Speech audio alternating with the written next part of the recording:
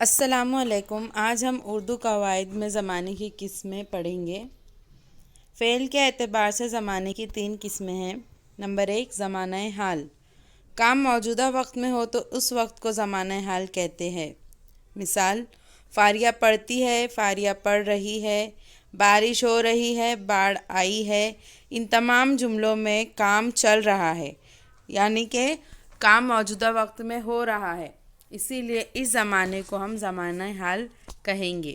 Number 2، زمانہ ماضی۔ کام کے گزرے ہوئے وقت کو زمانہ ماضی کہتے ہیں۔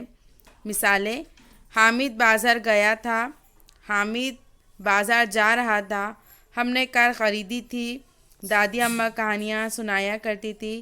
ان تمام جملوں میں وقت گزر چکا ہے، اسی لیے اس زمانے کو ہم زمانہ ماضی کہیں گے۔ نمبر 3، زمانہ مستقبل۔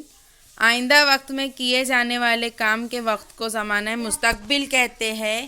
مثال، نئے قوانین بننے والے ہیں، میں تمہارا ساتھ دوں گی، میں اپنی سالگرہ میں سب کو بلاؤں گی۔